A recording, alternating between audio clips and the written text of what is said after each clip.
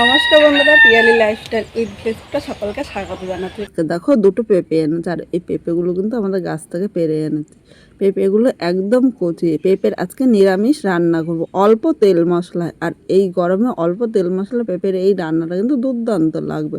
প্রথমে আমি পেঁপেটা কেটে নেব, পেঁপের পেছনে অংশটা কেটে নিলাম। এবার পেঁপের এই সবুজ খোসাটা কিন্তু একটু ডিপ করে কেটে পরিষ্কার করে নিতে হবে, কারণ পেঁপের গায়ে সবুজ অংশটা থাকলে কিন্তু পরে ভালো লাগবে না খেতে, একটু তিত করে ভাব হবে। তাই পেঁপেটা ভালো করে পরিষ্কার করে নিয়েছি। এবার পেঁপেটা মাঝখান থেকে কেটে নিলাম। এবার পেঁপের ভেতরের দেখো এই অংশগুলো আমি এইভাবে পরিষ্কার করে নিয়েছি। তোমরা যখনই কাটবে পেঁপেটা কিন্তু ভালো করে পরিষ্কার করে নেবে, কারণ ভেতরে এই আঁশ থাকলে কিন্তু ভালো লাগবে না। এবার পেঁপেটা আমি দেখো এরকম মাঝারি, মানে খুব বেশি বড় না, যেহেতু ছোটো পেঁপে তাই আমি একটা পেঁপে থেকে 3 পিস করে নেব। পেঁপেটা তোমরা কম বেশি করে নিয়ে নিতে পারো। এই গরমে তো অনেক রকম রান্না খায়, কিন্তু একদম মানে অল্প তেল মশলা এইভাবে যে কোনো নিরামিষ দিনে পেঁপেটা রান্না করে দেখতে পারো, খেতে কিন্তু দুর্দান্ত লাগবে। এটা তোমরা ভাত বা রুটি যেরকম পছন্দ হয় সেরকমই কিন্তু তোমরা খেতে পারো। প্রথমে এইভাবে আমি পুরো পেঁপেগুলো আমি কেটে নেব। এখানে দেখো পেঁপেটা কেটে নিয়েছে, আর এর সাথে আলুও কেটে নিয়েছে। আলুটা কিন্তু এরকম ডুমো ডুমো, মানে পেঁপেটা যেরকম কেটেছি একই সাইজের আলু কেটেছি, কারণ আলু ও পেঁপে একই সময় কিন্তু সেদ্ধ হয়, তাই কিন্তু কোনোটা ছোটো বড়ো কাটা যাবে না। এবার আলু ও পেঁপেটা আমি পরিষ্কার জল দিয়ে ধুয়ে নিয়ে আসছি। এবার এখানে আমি একটা মশলা, মানে এখানে দেখো পাকা লঙ্কা নিয়েছি 4টা। আজকে কিন্তু কোনো গুঁড়ো লঙ্কা আমি ব্যবহার করব না, তোমরা ঝাল যেরকম খাবে সেই হিসাবে নেবে। এখানে আমি 4টে লঙ্কা নিয়েছি, যেহেতু শুধু লঙ্কা বাটবো তাই কিন্তু আমি বাটায় মশলাটা করে নিলাম। পাটায় দেখো একদম মিহি করে মশলাটা করেছে, আর পাটায় যতটা মিহি হয় মিক্সারে কিন্তু ততটা মিহি হবে না। এখন এই মশলাটা একটা পাত্রের মধ্যে তুলে নিলাম। এবার মূল রান্নায় চলে আসলাম। এদিকে কড়াই বসিয়ে দিয়েছি, কড়াইয়ের মধ্যে আমি তেল দিয়ে দিলাম। এই রান্নায় কিন্তু খুব বেশি তেল লাগে না।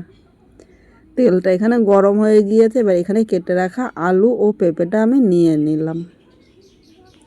এর মধ্যে স্বাদ অনুযায়ী লবণ দিয়ে দিলাম। এখন লবণটা এর সাথে নেড়ে চেড়ে মিডিয়াম আগুনে আলু ও পেঁপেটা ভাজতে হবে। খুব জোরে আগুন দেওয়া যাবে না কিন্তু, তাহলে পেঁপে ও আলুটা উপর দিয়ে ভাজা হবে আর ভেতরে কাঁচা থাকবে, তখন কিন্তু খেতে ভালো লাগবে না। এইভাবে মিডিয়াম আগুনে আমি ভেজে নেব। এখন ঢাকা দিয়ে 1 মিনিট এইভাবে আমি রেখে দিলাম। 1 মিনিট পর আমি ঢাকনিটা তুলে নিয়েছি, আর মাঝে কিন্তু একবার আমি পেঁপে ও আলুটা নেড়ে চেড়ে নিয়েছিলাম। এখানে দেখো পেঁপে ও আলুটা কিন্তু হালকা লাল করে ভেজে নিয়েছি। এবার এখানে আমি হলুদ নিয়ে নিলাম। হলুদটা এর সাথে নেড়ে চেড়ে মিশিয়ে আরও 1 থেকে 2 মিনিট ভেজে নেবো, তাহলে পেঁপে ও আলু ভাজার কালারটা সুন্দর হবে। এখানে আলু পেঁপেটা দেখো লাল করে ভেজে নিয়েছে, আর এর থেকে কিন্তু বেশি ভাজবো না। এবার আলু পেঁপেটা আমি তুলে নিলাম। আমার মনে হচ্ছে এভাবে তুলে নিলে সুবিধা হয়। তোমাদের কাছে যদি সময় কম থাকে তাহলে আলু পেঁপেটা এক সাইড করেও কিন্তু নিতে পারো, কিন্তু এইভাবে রাখলে কিন্তু পোড়া লেগে যেতে পারে, তাই আমি আলু পেঁপেটা তুলে নিলাম। কড়াইতে আর সামান্য একটু তেল দিলাম। এই রান্নায় কিন্তু খুব বেশি তেল লাগে না, দেখো অল্প তেলে কিন্তু আলু পেঁপেটা ভাজা হয়ে গিয়েছে। এবার এখানে একটা শুকনো লঙ্কা সম্বাদ দিলাম ও 2টো তেজপাতা নিয়েছি। 1/2 চামচ জিরে সম্বাদ দিলাম। 1 সেকেন্ড ভেজে নেব। এবার এখানে আমি যে লঙ্কাটা বেটে নিয়েছি এর মধ্যে নিয়ে নিলাম। এর সাথে আমি আলাদা করে আদা বেটেছি, সেই ভিডিওটা দেখানো হয়নি। এখানে 1/2 চামচ আদা বাটা নিয়ে নিলাম। এবার এর মধ্যে সামান্য একটু জল দিয়ে দিলাম। এই জলটা দিয়ে মশলা কষালে, মশলা কষানো যত সুন্দর হবে যে কোনো রান্না খেতে কিন্তু ততটাই ভালো লাগবে। সব কিছু নেড়ে চেড়ে মিশিয়ে নিয়েছি। এবার এর মধ্যে দেখো একটা মাঝারি সাইজের টমেটো নিয়ে নিলাম। এর সাথে সামান্য একটু লবণ দিলাম। এবার মশলার সাথে ভালো করে নেড়ে চেড়ে মিশিয়ে নিয়েছি। আমি ততক্ষণই মশলাটা কষাবো যতক্ষণ না মশলা কাঁচা গন্ধ চলে যায়। আর মশলার এই কাঁচা গন্ধ যেতে যেতে মশলার সাথে টমেটোটাও কিন্তু খুব সুন্দরভাবে মিশে যাবে। এখন আমি ঢাকা দিয়ে 1 মিনিট রাখবো, তাহলে টমেটোটা কিন্তু তাড়াতাড়ি নরম হয়ে যাবে। 1 মিনিট পর আমি ঢাকনিটা তুলে নিলাম। এখানে দেখো মশলাটা কষানো হয়েছে আর মশলা থেকে তেলও ছেড়ে দিয়েছে। আবার একটু নেড়ে চেড়ে নিলাম, আর টমেটোটা দেখো খুব সুন্দরভাবে কিন্তু মিশেছে। এবার এর মধ্যে আবার একটু সামান্য জল নিয়ে নিলাম, নাহলে কিন্তু মশলাটা নিচে দিয়ে ধরে যেতে পারে, আর নিচে দিয়ে ধরে গেলে খেতে একদম ভালো লাগবে না। এবার মশলার সাথে ভালো করে নেড়ে চেড়ে মিশিয়ে নিয়েছি। এবার এর মধ্যে আমি একে একে গুঁড়ো মশলা নিয়ে নেব। হাফ চামচ জিরের গুঁড়ো নিয়েছি। যতটা জিরের গুঁড়ো নিলাম তার হাফ আমি ধনিয়ার গুঁড়ো দিলাম।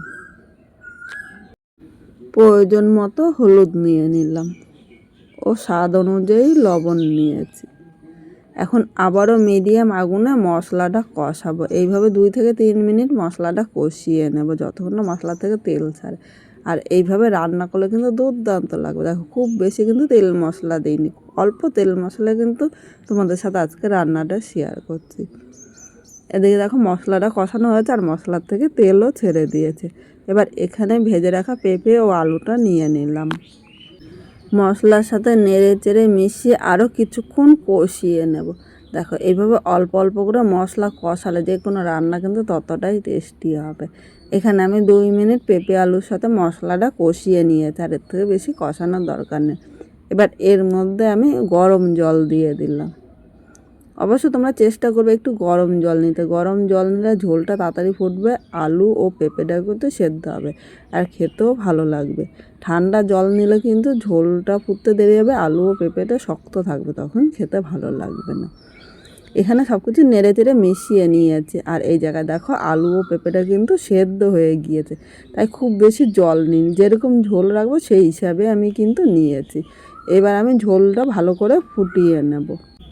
বন্ধুরা এখানে দেখো ঝোলটা কিন্তু ফুটে উঠেছে আর পেঁপে আলুর ঝোলটা কিন্তু হয়ে গিয়েছে। এখানে দেখো আলুটা কিন্তু একদম সেদ্ধ হয়ে গিয়েছে। এবার এর মধ্যে আমি গরম মশলা নিয়ে নিলাম, বড় চামচের হাফ চামচের একটু কম নিয়েছি। এখন আমি গরম মশলাটা এর সাথে নেড়ে চেড়ে মিশিয়ে নিলাম। এখন কিন্তু উনানের আগুনটা একদম বন্ধ করে দিয়েছি। এবার ঢাকা দিয়ে 1 মিনিট স্ট্যান্ডিং টাইমে রেখে দিলাম। 1 মিনিট পর নামিয়ে নিয়েছি। আজকে খুব সাধারণভাবে এই পেঁপে আলু ঝোলটা রান্না করেছি। তোমাদের কীরকম লাগলো কমেন্ট করে জানাতে কিন্তু ভুলো না। নতুন কোনো বন্ধু এই ভিডিওটি দেখতে আসলে ভালো লাগলে একটা লাইক শেয়ার ও কমেন্ট করো ও সাবস্ক্রাইব করে পাশে থেকো, যাতে নতুন নতুন ভিডিও আপলোড করলে সবার আগে নোটিফিকেশান আপনার কাছে পৌঁছিয়ে যায়।